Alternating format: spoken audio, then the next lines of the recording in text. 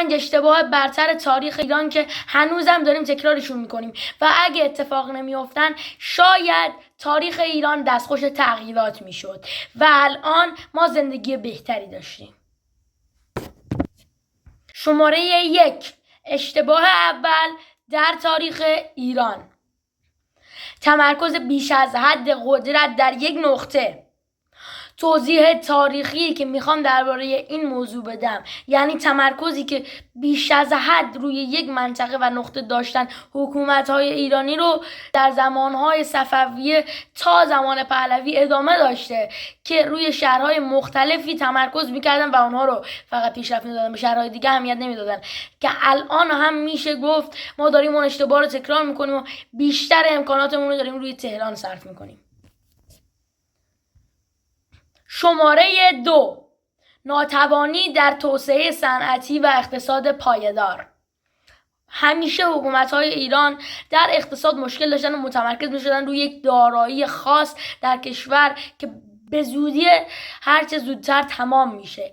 مثلا از دوره‌های قدیم زمان قاجاری به قبل‌تر از پنبه هایی که داشتیم استفاده می‌کردیم و به فروش می‌رسوندیم تا همین الان که وابسته ایم به نفت. و همچنین همه چیزهای صنعتی رو از خارج می آوردن به داخل و الان هم خیلی چیزهای پیشرفته و حال حاضر جهان ما از خارج میاریم، وابسته ایم به جهان بیرون. شماره 3: عدم ایجاد نهادهای شفاف و پایدار. در گذشته در دوره‌های مختلف به جای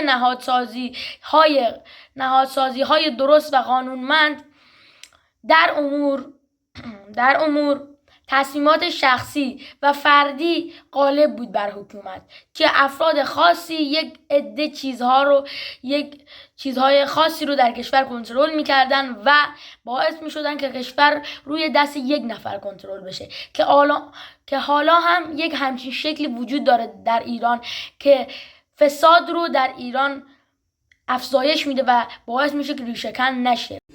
ماشاءالله ماشاءالله و باعث نابودی اقتصادمون میشه.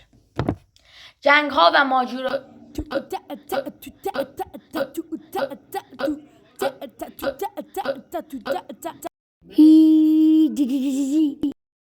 شماره 4: جنگ ها و ماجراجویی های نظامی.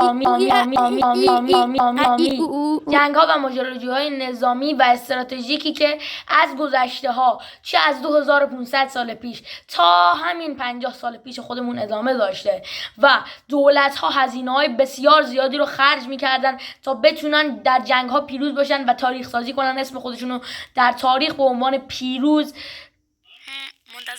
به جا بذارن.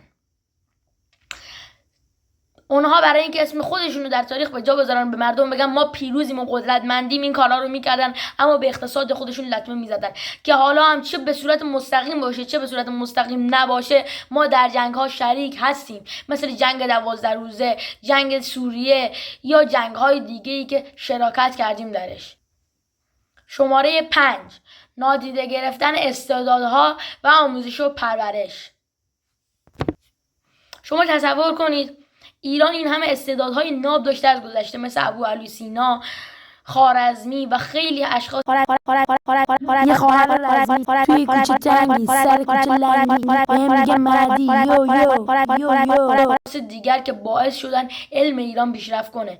اما در نظر بگیرید اونها در زمانی زندگی میکردن که به هیچ وجه هیچ امکاناتی وجود نداشته و هیچ هزینه‌ای نمیکردن دولت‌ها سر اینکه علم ادامه پیدا کنه در ایران. یعنی مدرسه درست درمانی نبوده که اونا بخوام برن تحصیل کنن و علمشون اضافه بشه. تصور کنید در دوران طلایی علمی ایران که اون زمان بوده باشه یک همچین استعدادهایی داشتیم بدون هیچ امکاناتی، ولی در حال حاضر با اینکه امکانات بیشتر شده کمترن.